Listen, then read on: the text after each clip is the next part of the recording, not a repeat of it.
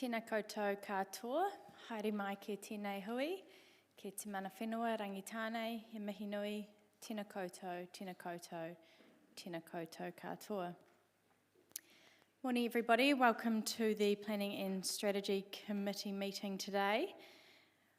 We are running our online streaming as per normal, and we have got 3 elected members joining us online. Because we've only got 3 online, we are going old school and we will be voting with our electronic devices.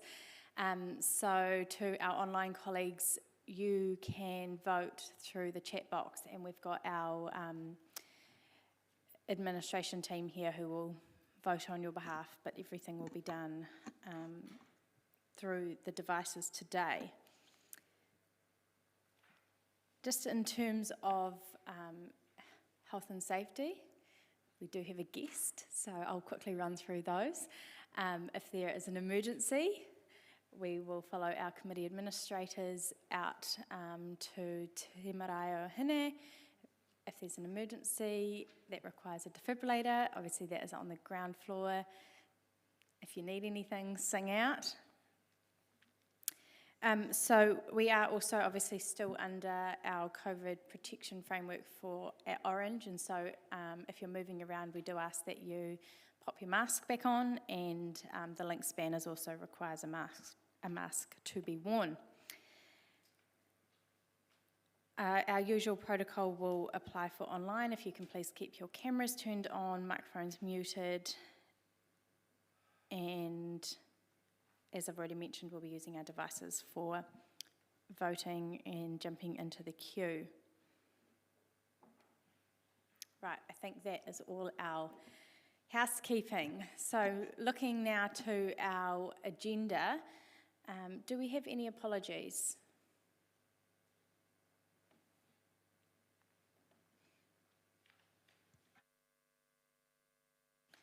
Great, no apologies. I haven't had notification of any additional items. Are there any declarations of interest? Councillor Hancock. Yeah, Madam Chair, just in relation to item 6, there is actually reference in some of the material there to the closure of Cliff Road, I think in the early 2000s. I just want to advise the committee that I was the police area commander at the time, and actually was the person that probably made the request for that to occur. So I just want to make sure that's known. Thank you. Thank you. Any other interests or interesting facts? No? Fantastic. Right, I haven't received any notification of public comment. We do have a member of the public here who is already connected to another item, so we'll assume that he's just sticking to that topic. Great. Right, moving now on to item 5, our confirmation of minutes on page 7. So I will move that the minutes of the Planning and Strategy Committee meeting of 13th April 2022, Part 1 Public, be confirmed as a true and correct record, seconded by Councillor Hancock. Open up for any comment.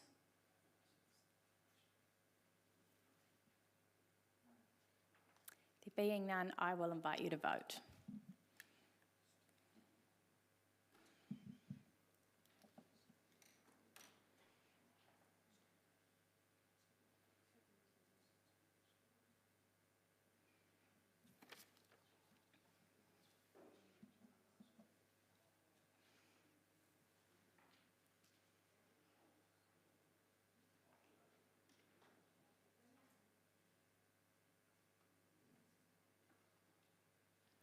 And that has carried 100%. Moving on to item 6, options for road closure. This is on page 13. And we have got Julie McDonald, Chris Lai and Jason to present this.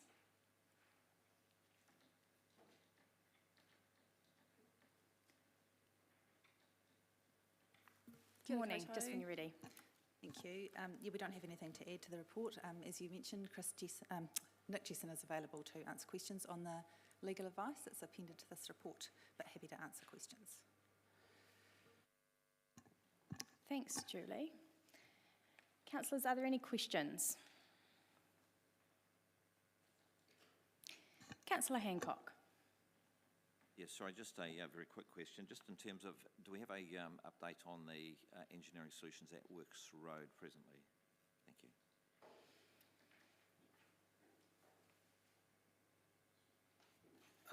We are working on looking at upgrading the humps and the court bowl, and we're also looking into the introducing parking signage. So we need to do some consultation work with the businesses about the heavy vehicle restrictions, basically.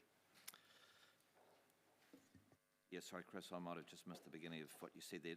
The speed humps that they have been... So the speed humps within the court bowl, the cul-de-sac at the end, sorry, we're looking at raising those higher. We have had some incidences recently where there's been petrol poured over the intersection, so there has been deliberate damage by the boy racers, so we need to, I guess, improve it. Okay, so the speed humps are yet to be modified? Yes, they're yet to be modified. Thank you.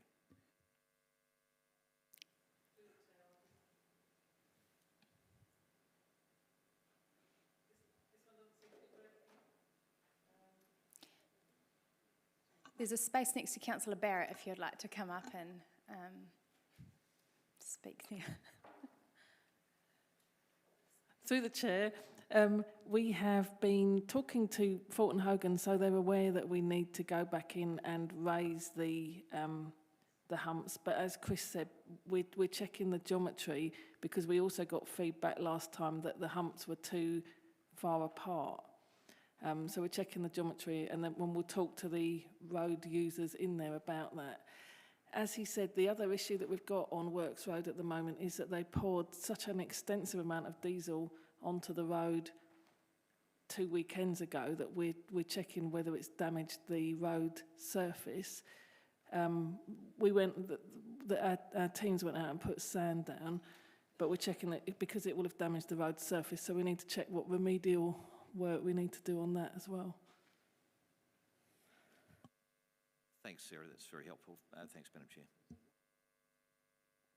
Thank you, Sarah Sinclair, Chief Infrastructure Officer.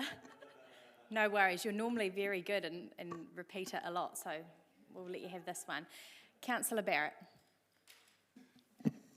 Thank you, Madam Chair, and thank you, Julie and Chris, for the report. It references cases in other communities where roads are actually in private hands rather than public. My understanding is so far we haven't considered in any way transitioning some of the public road network into a private network. I'm just wondering if officers have advice around what a threshold might be around where that should be an option that gets looked at more closely. Through the chair, there is advice in the previous report presented in March about the pros and cons of making any road a privately owned road. We haven't considered these specific instances beyond that advice. Great, thank you for that reminder. Madam Chair. Councillor Butt. Thank you, Madam Chair. Legal advice or law is always a hard subject for me. So by the read of these papers, I understand that we can, close the road on a temporary basis or for some time, somehow. I just wanted to ask whether there is a limit that we can do this temporary closure only once, or we can renew the notice and keep on doing this. Sounds like a Nick Jessen question to me.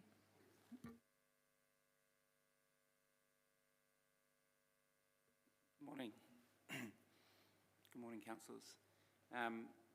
Short answer is there's no limit on how frequently you can use the power to close the road temporarily, provided that it is temporarily closed. So it could be refreshed if the, I suppose, the imminence or the anticipation of public disorder never goes away or never abates. The key point from the legal advice was, well, we really just can't close it once and say that it must close every night of the week at 10 p.m. till 6 a.m. on an indefinite basis. So the power is always available. It's always available where there's a risk of public disorder. It can always be used at any time by an officer, but it just must be temporary. Thank you. I have another question, if you allow me. It's related to Chief Infrastructure Officer's point, and once the legal advice is here, I was thinking, because she described that we tried putting diesel on the surface. What if putting diesel on the road and somebody got injured? Just to clarify, we didn't put the diesel on the road or suggest to put the diesel on the road. Somebody else has done that. We are cleaning up because it's, All right, that thank is you. not a safe I misunderstood situation. that. Sorry, Yeah. I'm sorry. Thank you. Yeah, and that is not the advice of the Chief Infrastructure Officer to put diesel on the road. Just to make that really clear for everyone. Mr. Mayor. Thank you, Madam Chair. Probably to our Chief Planning Officer, in our Central New Zealand Distribution Hub strategy, we are talking about possible privatisation of roads. This issue isn't going to go away. I think we'll be dealing with this for some time. When was that? When do you think that may occur, if it is to occur at all? Well, there's been no definitive decision made that we will be progressing towards a private road, but as part of the master plan on the Central New Zealand Distribution Hub, one of the things we'll be exploring is how we can move freight efficiently from the airport, the North East Industrial Zone, and into the proposed KiwiRail Regional Freight Hub, whereby those industrial activities could benefit from or use the rail infrastructure. One option that will be looked at as part of that is whether or not there are private roads that enable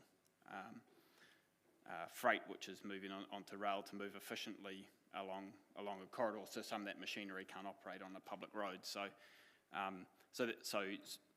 if that option's been investigated as part of the master plan, I think if that option was progressed, it would be a medium to long-term solution. So I think the 15 to 30-year horizon. In the short to medium term, and I guess an overriding principle of that master plan is going to be connectivity. So we want one integrated multimodal freight hub. So public roads are beneficial in that they allow people to move freely throughout an industrial precinct. So as you know, we have a number of landowners.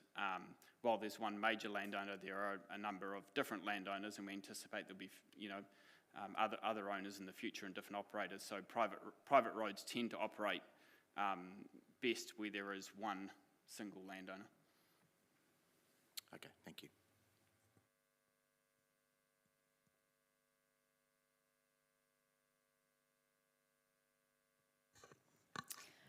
Thank you. There's no further questions. Yes, no, we've got no further questions. So I'll move that the committee receive the memorandum titled Options for Road Closure dated 11 May 2022, seconded by Councillor Hancock. Thank you. And I'll open up for any comment.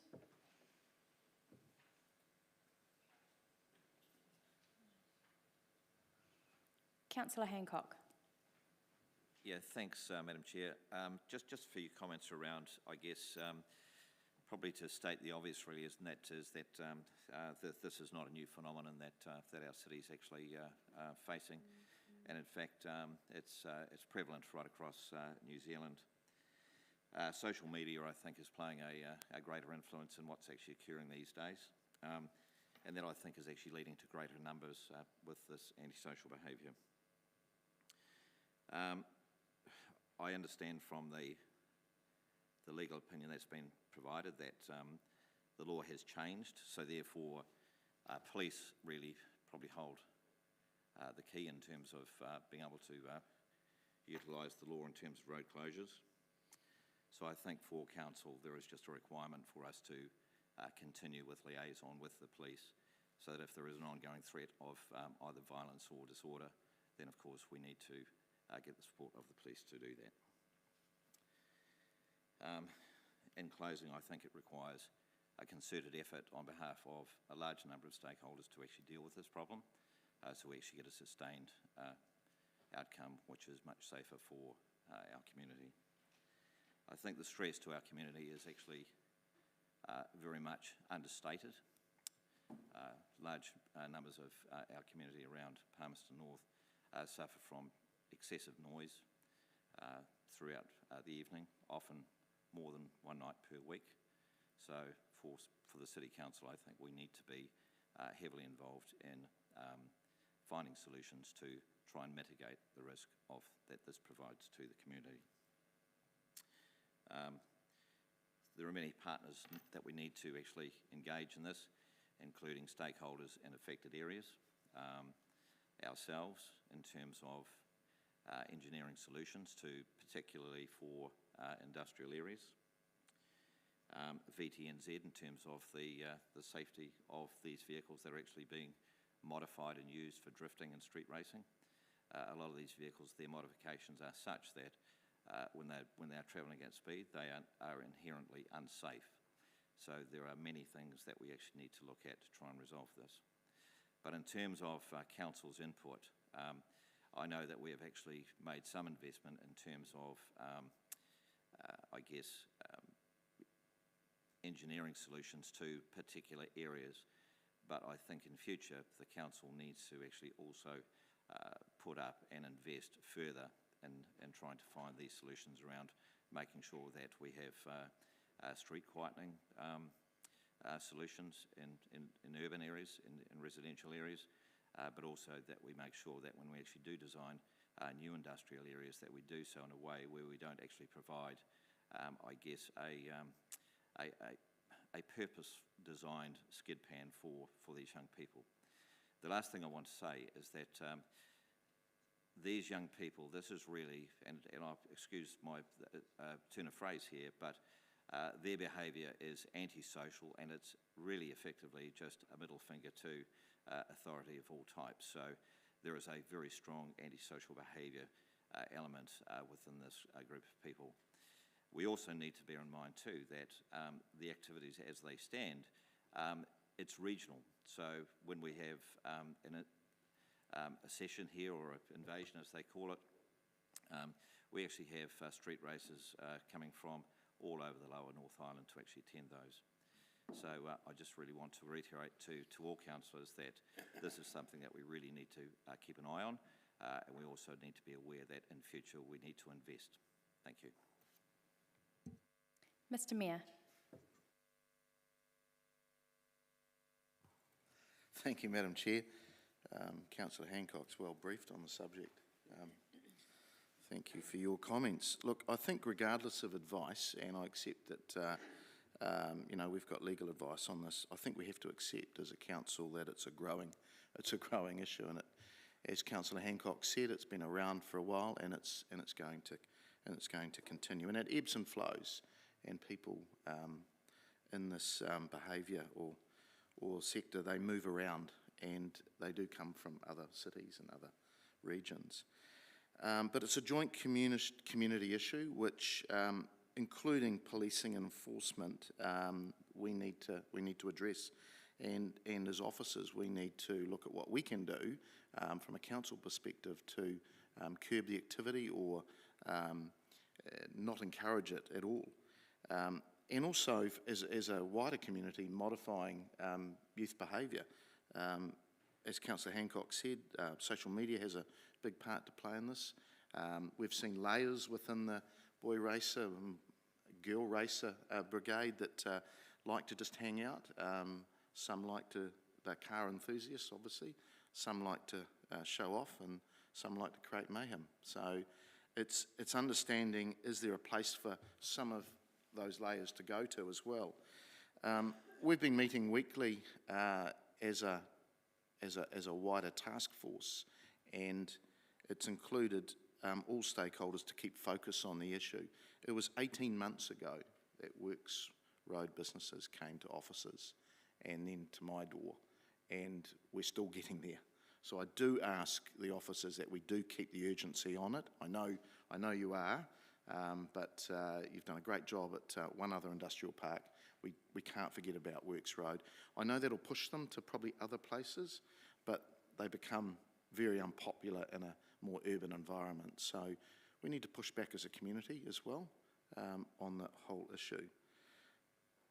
But look, I do thank officers for giving it a thorough hearing, and I think the road treatment infrastructure way is where we need to be going, but also keeping all our partners, police, Safety Advisory Board, and the business park owners on board as well. Thank you. Councillor Meehan. Thank you, Madam Chair. Appreciate what Councillor Hancock and the Mayor have said. In agreement that we as a council need to do what we can do, but it's pretty sad that a situation like this, they're law breaking, and there's no other way to explain it, they're law breaking. Laws are in place and the police can't enforce it and deal with it. I find that just pretty bad that it comes back on council to invest ratepayers' money to deal with the situation when, like I say, they're breaking the law. Right from the start, they're breaking law once they gather. And surely a police effort could deal with it. And I know it's right through the country and it's big, but I just believe there could be more done by the law enforcers to deal with the situation. Councillor Barrett. Thank you, Madam Chair, and very much cognizant of and comfortable with the comments that colleagues have made so far. I just want to express appreciation to staff and to legal counsel for the advice we've received. I guess for me, my start of journey on this is that I'm pretty much never a fan of gating anything in a community if we can avoid that. However, when this option was first brought to us, I actually thought we should take a close look because it did seem that it could be a way forward, and I think this report's done a good job of clarifying that it's not as simple as we might have liked or had hoped it to be, and I think probably a gate would be something that would come part and parcel with a transition of a road to a private road, and noting the Chief Planning Officer's comments in that regard. So it does leave us clearly with a need to get more engagement from law enforcement here. But in terms of the other practical side of things, another area that I'm not generally a great fan of is re-engineering of road surfaces on a widespread basis. But it does seem that the bumps and the dips and whatever else we can build into road surfaces are probably the necessary way forward here in terms of actually addressing some of the most chronic of the site-specific issues that we face. I would hope that we don't have to turn ourselves into a city of speed bumps to get across this. But I think at this point it is necessary that we do move in that to some extent to start to curb this very antisocial arm of the car culture that we're living in. Thank you, Madam Chair. Thank you, Councillor. Are there any other comments?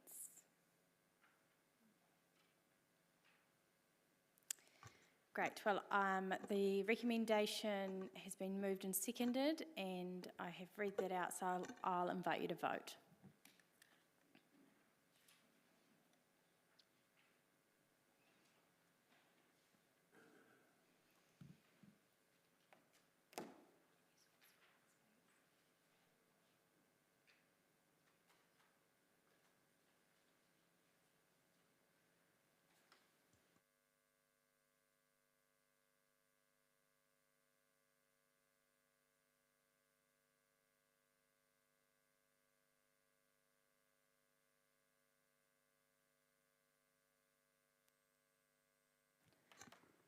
Can everyone just check the voted, please?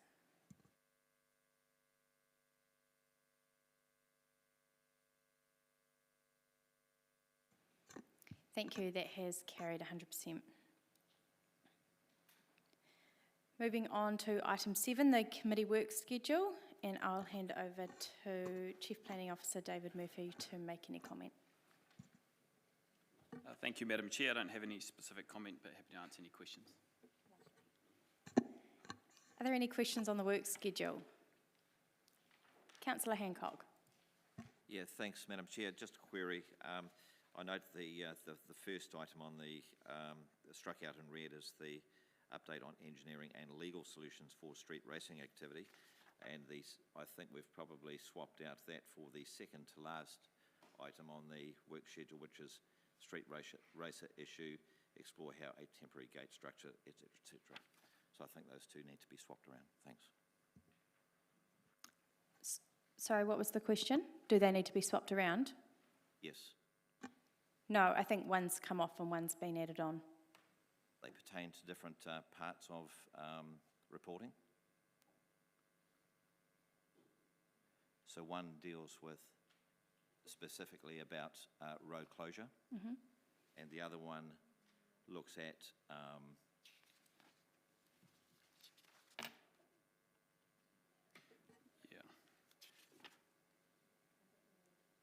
Well, the temporary gate structure has been addressed based on the information we have to date. Yeah, but that's the second to last one in the work schedule. Yeah. Right, and the first one relates to update on engineering and legal solutions for street racing activity, which were two separate reports. Yeah.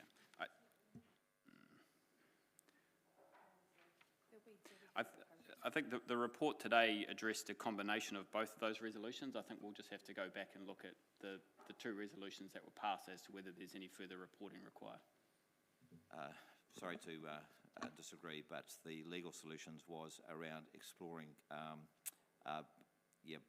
bylaw options and restriction of certain vehicles to certain, like industrial areas, for example. We had that report, that's what Julie just referred to. Yeah.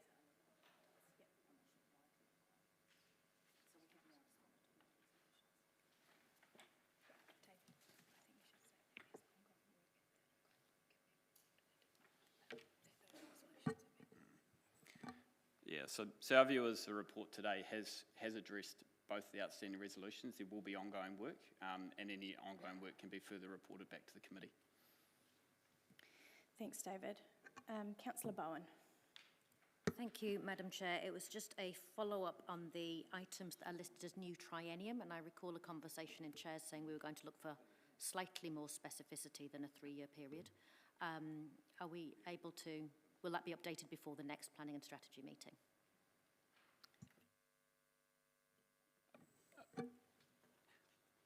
Those the items with the new triennium. I think as we head towards the setup of the new council post the election, those dates will be updated. Okay, thank you. Councillor Johnson. Thanks, Madam Chair. My query is about the third item down, which is investigate options for free bus fares for priority groups. So that was referred from Committee of Council in June last year. And if it doesn't come to us until August, and if, as I suspect, it comes with a requirement for budget, that is going to mean that that item, before we can do anything about it, is going to be delayed probably 2 years. So is there any way that we can make that item come a bit sooner? I just think that having reports back that potentially have budget implications, you know, like 6 weeks into a new financial year isn't particularly helpful. The work occurring on that item will not result in any budget recommendations for this annual budget. We're continuing to work closely with the Regional Council and we'll be reporting back together with the Regional Council on that item. Effectively, the Regional Council have some plans to do further work on that in what is the equivalent of their year 2, and we'll be doing that work proposing to do that work in collaboration with the regional council. So you're saying that you anticipate there'll be action on this item in the next financial year that won't require us to apportioning additional budget? Correct. Yeah. Okay, thank you. Councillor Naylor. Thank you. Just my question relates to the two items that are on the work programme around the civic and cultural precinct, obviously the update in June, but also the one that's on the next page for the new triennium, which says final report. Now, I understand the work has been separated into two phases, one being the phase that is funded, and then the second phase, which is yet to be determined whether that will be funded or continue into next financial year. So I'm just wondering, is that final report for the first current stage, or is it for both stages? The intention was the final report would be for the final master plan.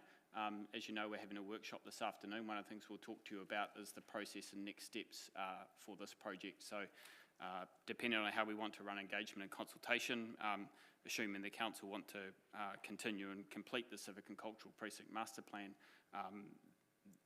that time frame may well be early next year. So the intention, that final report would have been the final master plan. So would that be presuming that council continues with the second phase? Correct. Okay. So is there any sort of final report on the first phase that has been committed to? Or is the interim or is the update report in June essentially that? So there's a workshop this afternoon where we're providing an update on the work that's been done. In effect, the June report will be effectively the same information as you receive in the workshop this afternoon. Okay. Thank you. David, can I just ask, following on from that, so the work schedule template's been updated, so that originally had a reporting date of November 2022, but with the merger to this new format, it's lost that date. Is that still the intention, or is it around needing that direction from elected members in June around whether the master plan is completed? I suspect what's happened is that the governance team has put new triennium on anything that's after the election until such time as the committee schedules are confirmed and the reports for those dates are aligned to the new structure and reporting timeframe post the election. We'll talk this afternoon about the timeframes and process for the Civic and Cultural Precinct Master Plan. If you were to adopt what will be the recommendations around the engagement and consultation, it's likely that that process wouldn't be complete until closer towards the end of year 2 rather than the middle of year 2 of the, it would be closer towards May or June next year as opposed to the end of this financial year. Okay.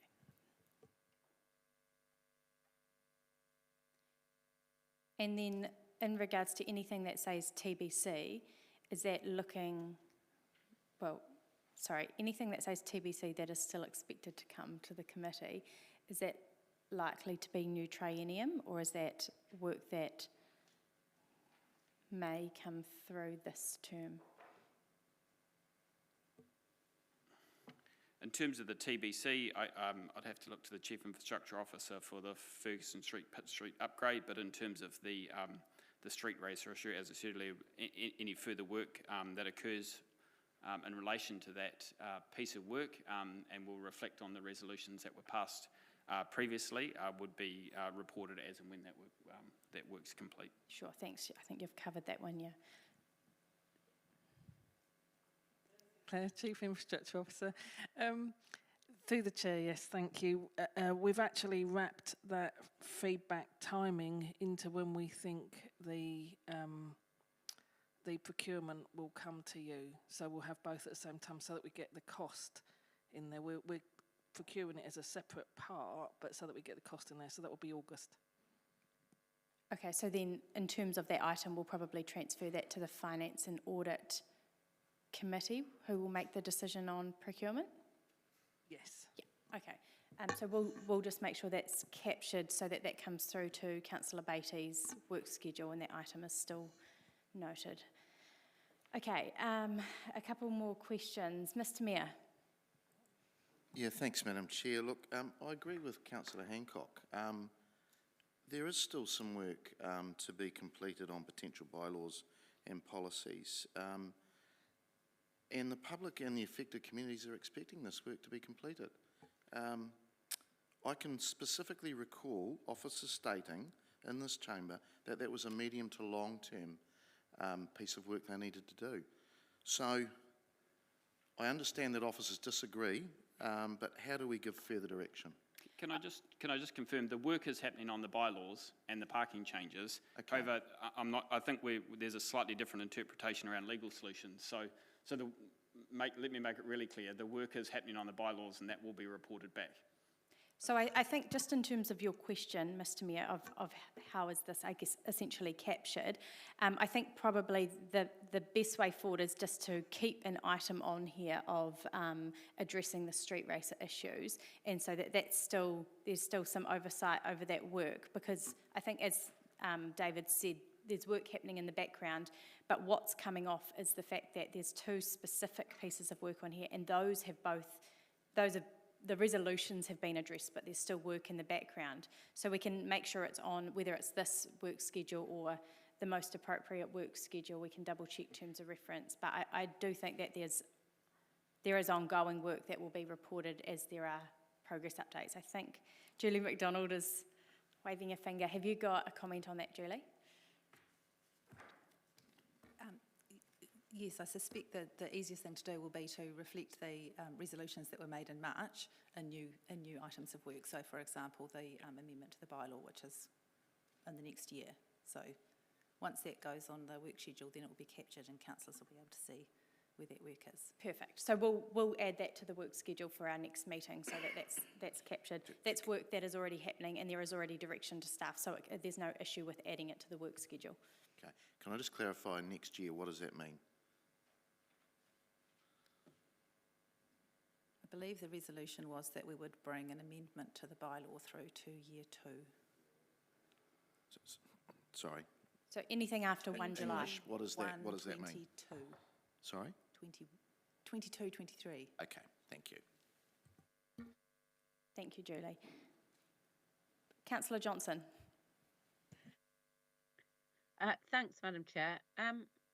At Chair's meeting, quite specific direction was provided that instead of new triennium, we would have the quarter in which the report was anticipated on the work schedule. Has that direction been passed on to the people compiling the work schedules?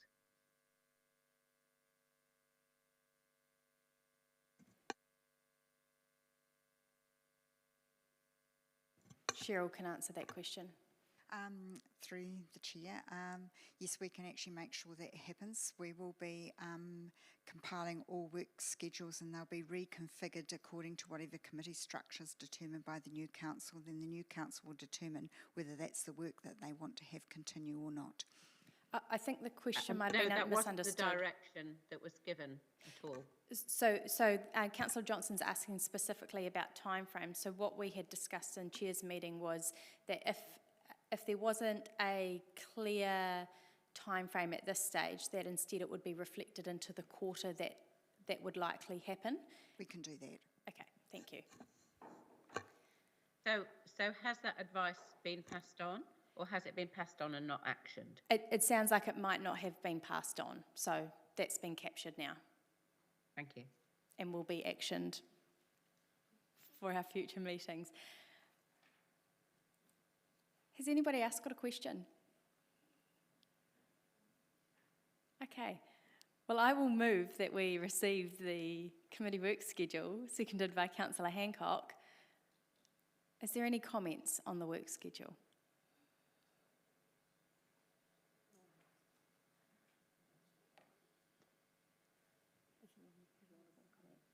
Councillor Johnson.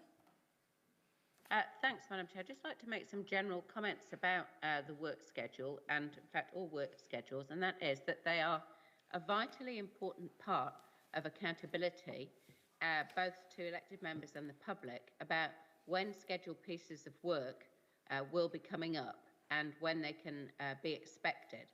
And capturing the dates when they are due and making sure that they do come in on time is actually a very important part of making sure that council work is functioning properly. So I understand that it might be frustrating to have a lot of questions about the work schedule, but it actually is an extremely important item on the agenda, and one which, if we have a lot of vague time periods on, means that there's really no accountability to the community about when that piece of work might happen. Thank you. Thank you, Councillor. There are no further comments, so I'll invite you to vote.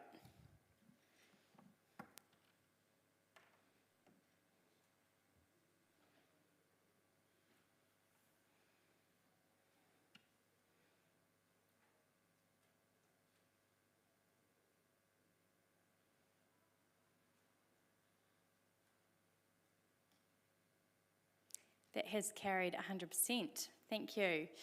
Moving on to item 8, the wastewater discharge consent project update. Now I'll just explain how we're going to take this item, because we do have a part 2 aspect to it. So in a moment, Mike and David can present the part 1 report.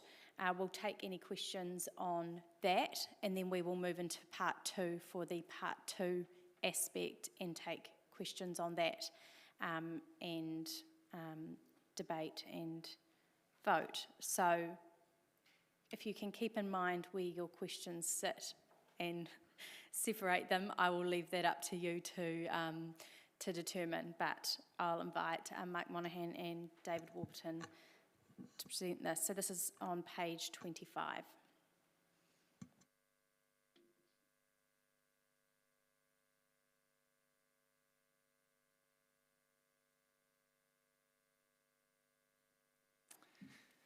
Tēnā koutou. Good morning, Madam Chair, Your Worship and Councillors. We've been keeping elected members up to date with regular briefings from the BPO Project Reference Group, of which Councillor Barrett is a member.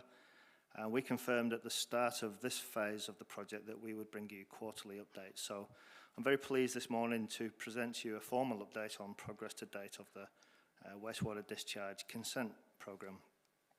I would like to point out that we've included a risk identification table in section 4. This was included after receiving some advice from Councillor Barrett that it would be helpful to bring elected members information on how risks are both identified and managed. It's framed at a high level, as some risk resolves around consent application, and some of the risks are around managing those outcomes. I'd also like to point elected members to page 28 of the document and just make a quick note that the letters to the 600 properties have been posted as reported, but I've found out that they've gone by rural mail and they may not have landed yet. So we'll take the paper as read, and we'll be very happy to answer any questions. Thanks, Mike. Councillors, are there any questions? Mr. Mayor. Thanks, Mike. Good to see you, David. A couple of questions. Oh, and also, rural delivery mail is actually quicker than urban mail, so they may have their letters. I went to Federated Farmers the other day and they had some know they've got the letters, so yeah. Just a couple of questions. So on cultural values assessment, and bearing in mind under the RMA law, tangata whenua have to be involved, and I understand the complexity of all that, and I note in your report Whakatere and Shannon have been engaged, but where are we at with other river hapu? Okay, so what, briefly what I can tell you is that both Ngāti Whakatere and Runanga have been actively engaged with the project reference group. We've also engaged industry experts from Ngāti Whakatere who are getting involved with project co-design. And we're closely working with Te Tuma Takahuki to confirm how they wish to be involved in the work, and that will include both the PRG group and co-design. So are they actually in the group already? They've been Yes, they've agreed to join the group, and they weren't at the last meeting. We're hoping that they'll be at the next meeting, but they have agreed to join, and they're actually 2 members from the Rakawa group with Hayden. So there's Greg and Rarity are both on the reference group, and Greg's on the design and advisory group as well, along with Rangatani and Whakatiri representative. Okay. All right, I'll leave it at that. Thank you. Councillor Hancock. Thanks, Madam Chair, and thanks, Mike and David. My question really is just quickly around paragraphs 216, 217, 218, which talks about changing the treatment level according to receiving environment. And I note that Rangatani have specifically said that they want level 4 at all times. Can you perhaps just give us some feedback in terms of the direction of travel of that? Thanks. Yeah, I can take that one. Members might be sort of aware that a biological nutrient process doesn't happen at the flick of a switch. You know, we've got processes that can be turned on and turned off, like chemical phosphorus removal, but biological processes can't just be switched on and off.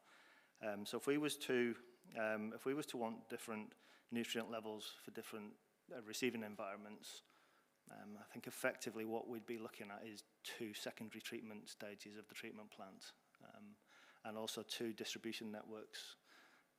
So that the reference in the report there is about having the highest level treatments, which is effectively talking about the lowest nutrient level for the river receiving environment, which, you know, would mean building 1 treatment process to achieve that.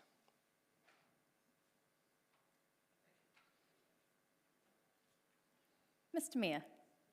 Sorry, that Councillor Hancock sort of prompted me there just around that. Just 2 things. An update on the adaptive management plan. Where are we at with that? So the adaptive management plan forms a very large part of the reference group. We're engaging with all stakeholders to come back to us with you know, ideas and steer us as to how we might forward the adaptive management. I guess really that's, you know, that's ongoing work as part of that whole consent. So it's started and it just will continue for the lifespan of the consent. Is that what you're saying? Through you, Madam Chair. Your Worship, there's 2 aspects to the adaptive management plan. So one aspect is the structure of how that will look to go into the consent. So it's actually a framework by which it will continue. And that's being worked on with the planners and Rangatani in particular, so that that structure is agreed as a framework to go forward. Secondly, we are looking at specific examples of what may be elements in the adaptive management plan so that they can be used as examples to look at now that could be applied going forward. So an example might be the what are the options for reducing waste flows into the waste treatment plant, or how would we use underground irrigation or a network of treated wastewater for industrial uses, given the quality of the wastewater we're producing is actually significantly different to what's been done in the past. So we've talked about the adaptive management as like the basket that holds options, and then there's a bunch of things in the basket that we'll work on over time, and some of those we don't know what they are yet because they'll be future holdings, but we need a framework to actually work on it for the consenting. So that's why it's been split into 2 bits. Right. And we've just finished agreement with Rangatani and the reference group for the work to be done by Stantec from a planning technical point of view to actually draft up what might be a suitable format for it to go into our consent application. So technology improvements would be part of, Absolutely. yeah, purple pipes, we're building Tangiata. Hence my reference to another network. Right, okay. And do others feed into that, i.e. industry, community, tangata whenua? Do others feed in? So, yeah, there's a lot of interest in it, and we're actually trying. We've had the last 3 months, we've actually had a session at each reference group asking for some feedback and encouraging them to go back to their respective groups, whether it's industry, farming, tangata whenua, to come back with ideas. And we've been very clear that no idea is off the table. So we're not actually saying it's got to be economic today. We're just saying, give us the ideas, and to use my analogy, they all become things that go in the basket, because it may not be viable today, but in 5 years' time it might be. And the best example of that, which you all know about, is the microfiltration, which wasn't viable 5 or 10 years ago, is now. We're using the same principle to say, if you've been reading and come up with a brilliant idea that someone's doing out of Mongolia, then put it in the basket and we'll consider it. If it's viable, then we'll follow it through and apply it as appropriate. Great, thank you. Sorry, two more. Treatment, Mike, just further on from Councillor Hancock's question. So we will be treating to the highest level. Is that where we will be going? Well, that's certainly where, the conversation that's happening, that's where we're heading. Right, okay. And secondly, probably your favourite subject is sludge. Where's that all going to go? My favourite subject. I do have an affinity for biosolids. Look, that's a good point, and that forms part of the work package. We've got a biosolids management strategy that's being formulated now, so there's a lot of effort and a lot of work going into coming up with that future strategy for how we handle those biosolids. Yeah, and are we talking to other because other TAs have the same issue? In fact, we're probably dealing with it better at the moment than most. But yes. Are we talking to other TAs? Because there could be, in scale, there could be something for all of our TAs? Yes, we are, and also kind of at a national level as well. We've engaged people from Waterca to look at issues as well, how they're dealing with it. So certainly, coming at it from a holistic perspective. Yeah. Okay. Good. Thank you, Madam Chair. Councillor Hapeta. Thanks, Madam Chair. Thank you, Mike and David. Just a couple of questions around project risks. First risk was just looking at the consent and the potential to miss the lodgement date, and just because you've noted that as a risk, I just wanted to know about that as potential risk and about the delay, and can you just talk us through that potential risk? I think I just need to check through the chair whether this falls in part one or part two. Yeah, I'm thinking that what we might do is just hold that question. Okay, I'll go to my second question, which was around iwi relationships, which is also on the table. Is that all right to ask that question? Yeah. Okay, so talking about the agreements that have been developed, could you talk us through what you've listed on the table there, what agreements have been developed in terms of iwi relationships? I'm not sure on the question. Just what's been listed on the table. Yeah, I mean, the risk purely is that if the current relationships don't continue or we end up agreeing to differ, then obviously the current situation that we've done for all of the parties that are in the reference group and working with us from a design point of view they have reserved the right, and we've agreed that they have the right to object or take an alternate position at consent time, because that's their legal right. So their participation with us to get a resolution doesn't remove their ability to do that. And that's the right thing to do, because they may not get everything they want in the reference group or in the final design, because there are multiple issues involved. So that's where the risk is. If if there is a risk, but at this point in time, we don't believe there's a risk. We've had very good cooperation with everybody. In fact, the technical advisors for Whakatiri are actually overly impressed with the work that's been done in terms of the design and the process. So I think we're in a very good space with our iwi relationships at this point in time. Okay. Councillor Barrett. Thank you, Madam Chair, and thanks, Mike, and thanks, David. Looking at this just from purely a project management and task progress point of view, so not from the point of view of legal advice, what assurances could you give the committee and the community around progress towards a lodgement and a successful lodgement in 2022? Okay, I think to answer that question, I think we're the group are quite confident on the progress that we're making, and I think without being able to see into the future and any further risks from pandemics or COVID implications, that do affect supply chain issues. All that aside, I think we're quite confident on the progress that we're making towards lodgement date. Thank you.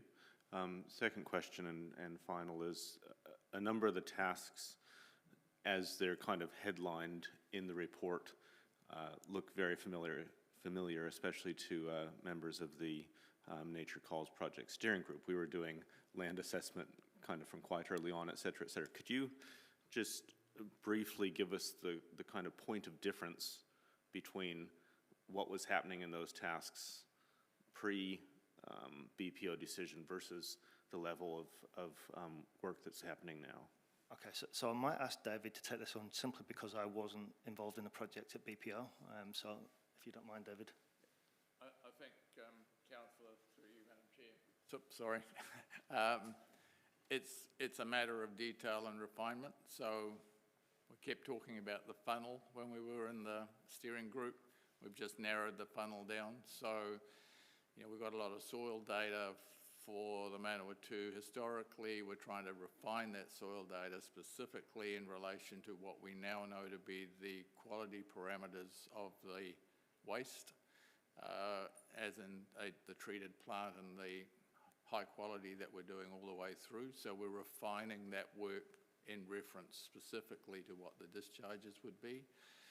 We're working in some more detail on the exact discharge points on the river. For example, we, under the old steering group, we looked at a range of options. We're now refining that down so that we get the optimum river mixing, that we avoid future development areas for the city, and we are in agreement with Tangata Whenua as to where that would be. So it's actually just the refinement of that so that when we come to apply for the consent and we've done our environmental assessments, we've actually got some specific answers to all of that. So that's probably really reinforcing that we're on the right track. So every stage in this process is actually narrowing the funnel so we get to the final design criteria. So the concept design, obviously, which they're doing now for the consent, is one step removed from what will be the final design post-consent, when you're actually going to take the same process through to another stage in terms of the exact details of pipes and pumps and so on. Thank you. So could we and could the community take from that then a quite clear message around additionality rather than retreading old ground? Yeah, no, we're not going over. We've taken the BPO, and that is the basis of saying that's the resolution. We now have to make the BPO more robust and tighten it down so we're very sure on what we're dealing with. So it is the BPO criteria that we've just refined. So we talked earlier about the treatment levels. We've actually refined that down to exactly how that treatment would be going all year round and how that would be managed and what the implications of that are for both the river discharge and the land discharge, and as an example, the technical advisors are refining the models for exactly what that would mean for the river, now that we've made some defined agreements on what the treatment levels are all year round, because that's higher than what we were originally talking about. Great. Thank you both, Madam Chair. I've just got a question around section 5, next steps, and just some of the wording used. So 5.1 says the project team will provide quarterly updates to council on the development of the consent. Is that quarterly reporting through committee? That's my understanding, yes. Thank you. So we might get that added to the work schedule. And 5.2, monthly updates will be provided to council. That is, my understanding was, is that is to elected members directly. That's via the Chief Infrastructure Officer's updates. Yeah. Okay. Just wanting to clarify those 2 points because they can also often mean council chamber or... Okay. Thank you. Another question. Mr Mayor. I'm sorry, Madam Chair, I keep ducking in and out, apologies. Just on land application, so a land assessment and land testing, are they two different things or are they the same thing? Yeah, sorry, Mike. No, please. They're the same but subsets, right, Your Worship. So land testing is referring specifically to the soil testing and the appropriateness. No, it's okay. It's just, it's in the document, it morphs into different. Correct. Assessment has a wider range of options, so you may have highly suitable soils, but it's not appropriate because it's beside a school or whatever. So sure. We're thinking about the multiple layers. So the assessment looks at a layering of what the criteria would be to determine the right area. The soil testing is simply saying we need to get that bit right. So in some areas we're a bit short on specific data given the wide amount of soil data that's available in the Manawatu-Wanganui region anyway. Yep. So we're tightening up on that, so we've got sure of that. And then the assessment then uses that plus the archaeological, cultural, social, and all the other criteria that we're going to need to actually determine the overall assessment of land suitability, which is an ongoing process. Okay, and when I know that there's a Wanganui-based farm consultancy firm, are they doing the testing or the engagement? No, the we're using a farm advisor who lives in Wanganui, but he actually covers sort of Taupo to Kapiti Coast. So he's doing it simply because he's familiar with most of the farmers in the area. So he's not doing the testing. The actual soil testing's been done by the consultants that we've used to date to do the soil analysis and advisory work. So that's just a technical assessment and also uses some soil scientists from Massey. Right, okay, cool, thank you. Right, are there any further questions? Great. Well, I am going to move that we that the public be excluded from the following parts of the proceedings of this meeting listed in the table below, and that is item 10 because of legal Sorry, Madam privilege. Chair, just point of order. Do we not need to accept this? No, we've got a second part of this one item. Okay. So I'll move that, seconded by Councillor Hancock, and I'll invite you to vote.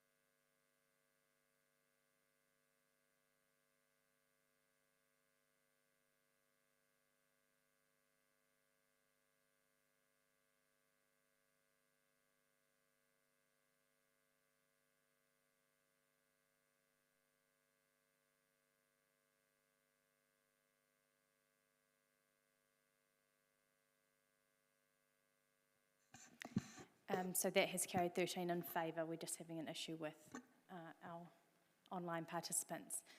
So we'll just take a couple of minute adjournment to close the room, and then we'll continue with this item.